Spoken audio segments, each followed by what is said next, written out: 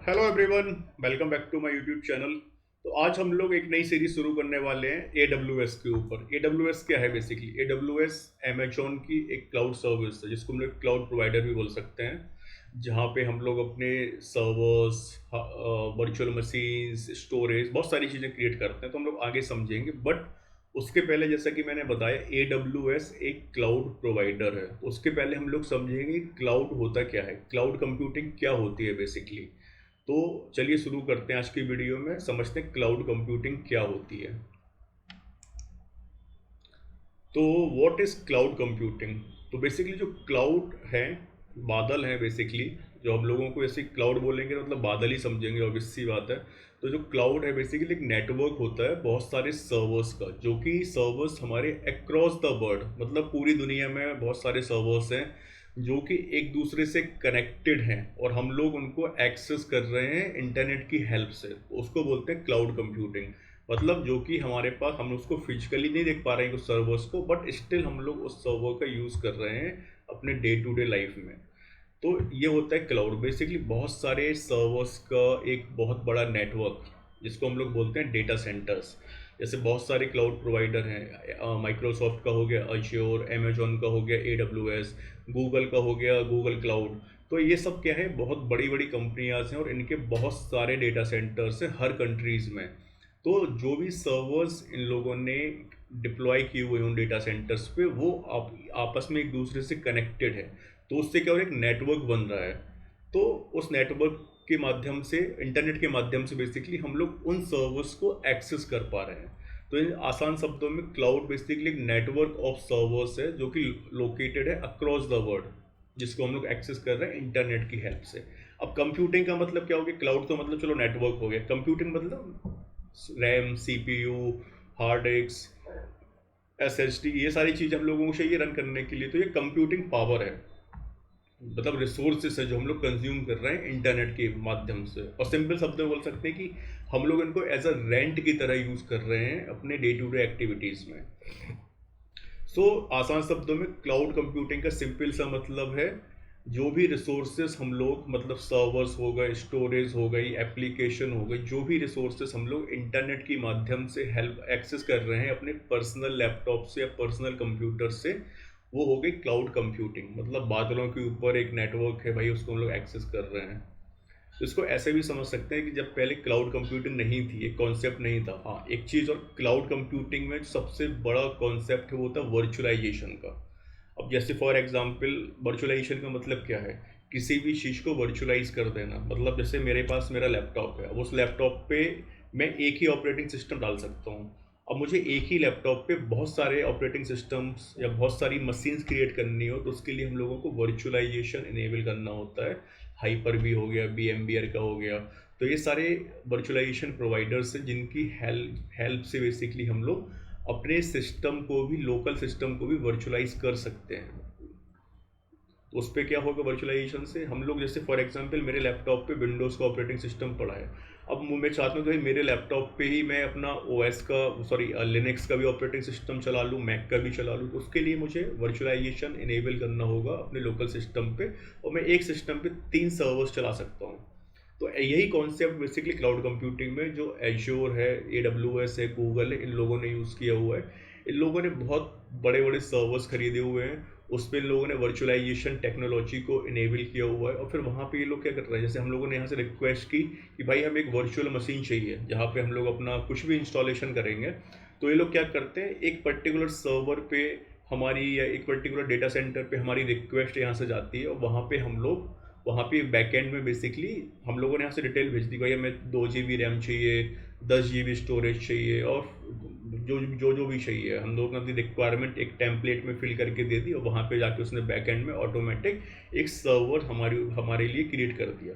और उस सर्वर को हम लोग एक्सेस करते हैं पब्लिक IP एड्रेस से। तो ये हो गया कॉन्सेप्ट हमारे क्लाउड कंप्यूटिंग का। अब क्लाउड कंप्यूटिंग समझ में आ गया। अब क्लाउड कंप्यूटिंग में कौन कौन सी सर्विस हैं या सर्विस मॉडल्स हैं। तो जो पहला सर्विस मॉडल है उसको बोलते हैं इंफ्रास्ट्रक्चर एज अ सर्विस। मतलब हम किसी दूसरे का infrastructure as a service use कर रहे हैं। मतलब बेसिकली हम उसका यूज़ कर रहे हैं और उसको पे कर रहे हैं, ऐसा रेंट की तरह यूज़ कर रहे हैं। तो जैसे तो इसमें क्या हो गया, जैसे वर्चुअल मशीन हो गई, हम लोगों ने AWS पे एक वर्चुअल मशीन क्रिएट की और उसको हम लोग बेसिकली पब्लिक आईपी एड्रेस से अपने लोकल सिस्टम से उसको एक्सेस कर रहे हैं। तो उस पर हम लोगों ने क्या किया, हम लोगों को ना कोई हार्डवेयर खरीदना पड़ा, ना कोई सॉफ्टवेयर खरीदना पड़ा। हम लोगों ने सिर्फ वर्चुअल मशीन वहाँ पे क्रिएट की, उनका खुद का डेटा, उनका खुद का हार्डवेयर है, उनके खुद के सर्वर्स हैं, उनके खुद के स्टोरेज हैं, उनकी खुद की नेटवर्किंग, सब कुछ उनका है।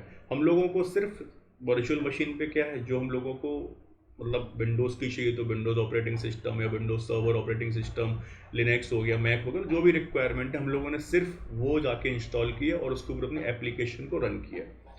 तो यहाँ पे हम लोग क्या कर रहे हैं, इंफ्रास्ट्रक्चर उनका ले रहे हैं और जो रिक्वायरमेंट है इंस्टॉलेशन की वो हम लोग खुद कर रहे हैं। तो एक ये सर्विस होगी इंफ्रास्ट्रक्चर एज अ सर्विस, जहाँ पे हम लोग उनका हार्डवेयर और रिसोर्सेज यूज़ कर रहे हैं और उसका हम लोग पे कर रहे हैं।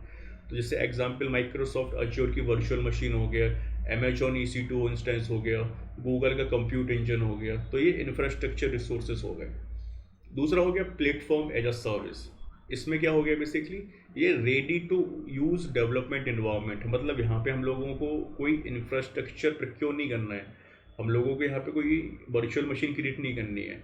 यहाँ पे ऑलरेडी एक वर्चुअल मशीन चल रही है बैकएंड में, हम लोगों को सिर्फ अपने कोड को उठा के उस पर डिप्लॉय करना है और अपनी एप्लीकेशन को एक्सेस करना है। तो यहाँ पे हम लोगों को क्या हो गया, प्लेटफॉर्म एज अ सर्विस में हम लोगों को कोई भी इंफ्रास्ट्रक्चर मैनेज नहीं करना है।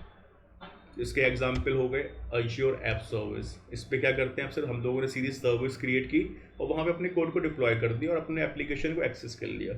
तो ये एग्जाम्पल होगा प्लेटफॉर्म एज अ सर्विस का, जहाँ पे हम लोगों को कोई भी इंफ्रास्ट्रक्चर मैनेज नहीं करना है। तीसरा मॉडल हो गया सॉफ्टवेयर एज अ सर्विस। अब प्लेटफॉर्म एज अ सर्विस में तो हम लोगों को अपने एप्लीकेशन का कोड डिप्लॉय करना होता है, तब हम लोग जाके अपनी एप्लीकेशन को एक्सेस कर पा रहे हैं। लेकिन सॉफ्टवेयर एज अ सर्विस में कुछ नहीं करना है, हम लोगों को सीधा जानना है उस सर्विस को जो भी यूज़ करने। फॉर एग्जांपल जीमेल हो गया, ये सॉफ्टवेयर एज अ सर्विस है क्लाउड पे। तो इस पर हम लोग क्या करते हैं, जीमेल पे गए, हम लोगों ने अपनी ईमेल आईडी डाली, साइन अप किया और यूज़ करने लगे, तो ये हो गया software as a service. Same example है माइक्रोसॉफ्ट 365 का, सेल्स फोर्स का। तो ये क्या है, यहाँ पे हम लोगों को कोई जो सॉफ्टवेयर उसका मतलब जो यूज़ कर रहे हैं बेसिकली, तो उसका हम लोगों ने सब्सक्रिप्शन लिया, उसका जो भी पे हुआ मतलब जो भी उसका कॉस्ट हो उसको पे किया और हम लोगों ने with the help of internet use किया। तो जो भी क्लाउड कंप्यूटिंग के मॉडल्स होते हैं, इनके लिए हम लोगों को इंटरनेट एक्सेस चाहिए। बिना इंटरनेट एक्सेस के हम लोग क्लाउड कंप्यूटिंग का यूज़ नहीं कर सकते, क्योंकि हम लोग अपने लोकल सिस्टम से किसी दूसरे के सर्वर्स को कनेक्ट कर रहे हैं, तो कोई कनेक्टिविटी तो चाहिए हम लोगों को कि पब्लिकली कि हम उसको एक्सेस कर पाएँ।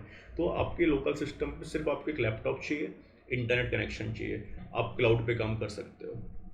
तो ये 3 सर्विस मॉडल्स हो गए इंफ्रास्ट्रक्चर एज अ सर्विस, जहाँ पे हम उनके इंफ्रास्ट्रक्चर को रेंट पे ले रहे हैं। प्लेटफॉर्म एज अ सर्विस, सब कुछ बना बनाया मिल रहा है, हम लोगों को सिर्फ अपने कोड को वहाँ पे जाके रन करना है। तीसरा हो गया सॉफ्टवेयर एज अ सर्विस, जहाँ पे हमें कुछ नहीं करना है, सिर्फ जाके लॉगिन करना है और यूज़ करना है। अब आ गए भाई, चलो सर्विस मॉडल समझ में आ गया। अब डिप्लॉयमेंट मॉडल कौन से हैं, मतलब कितने तरीके डिप्लॉय क्लाउड होते हैं बेसिकली। देखो, होता है पब्लिक क्लाउड, एक होता है प्राइवेट क्लाउड, एक होता है हाइब्रिड क्लाउड। तो 3 प्रकार के क्लाउड होते हैं। तो पब्लिक क्लाउड क्या हो गया, जो कि होस्टेड होता है थर्ड पार्टी के द्वारा। जैसे AWS ने अपना एक पब्लिक क्लाउड बना दिया, कोई भी को एक्सेस कर सकता है। अश्योर का हो गया, गूगल का हो गया। तो ये 3 most popular public cloud provider हैं। इस पर कोई भी पे करेगा और उसको यूज़ कर सकता है। दूसरा हो गया private cloud. Private cloud basically concept है कि कोई पर्टिकुलर कंपनी ही उसको एक्सेस कर पाए, वो अपना ऑन परमाइस पे हो गया या कोई भी थर्ड पार्टी, जैसे AWS द्वारा होस्ट हो गया, अज्योर द्वारा हो गया, गूगल के द्वारा हो गया।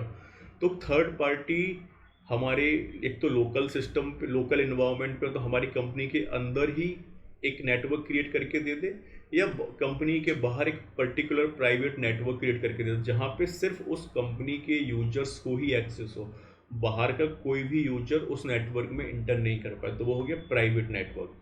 तो जो प्राइवेट नेटवर्क का कॉन्सेप्ट है वो बैंकिंग सेक्टर हो गया, गवर्नमेंट सेक्टर हो गया, इनमें ज़्यादा यूज़ होता है, क्योंकि इसमें सिक्योरिटी मतलब बहुत इंपॉर्टेंट होती है।